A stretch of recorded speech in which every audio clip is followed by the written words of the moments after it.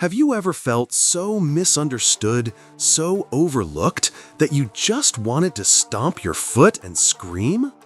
Imagine a world where everything you touch seems to turn to dust, not because you're clumsy, but because the very air around you buzzes with frustration.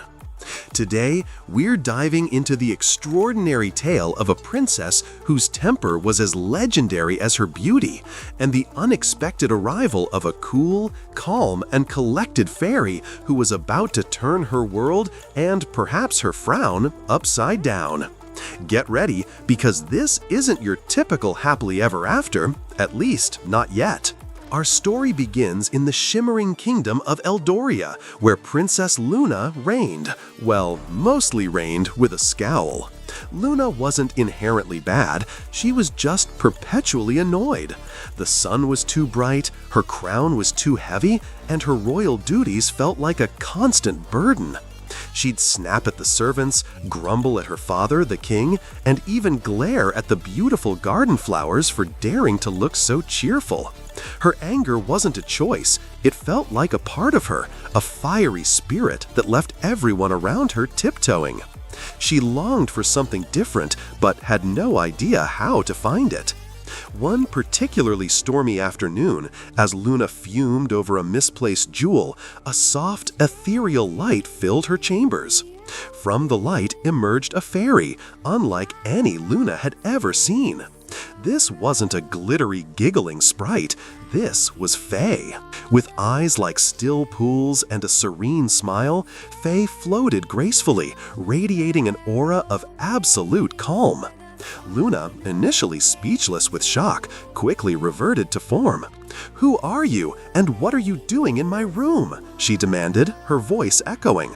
Faye simply extended a hand, a tiny, glowing orb resting in her palm. "I am here to help you, Princess Luna," Faye whispered, her voice like wind chimes. Luna naturally scoffed. "Calm? I have no need for calm. I have a kingdom to manage and people to tolerate." Faye, undeterred, gently explained that true power wasn't in anger, but in balance. She proposed a challenge. For 1 week, Luna would try to approach every annoyance with a moment of pause, a breath before reacting. If Luna could find even a flicker of peace, Faye would grant her greatest wish.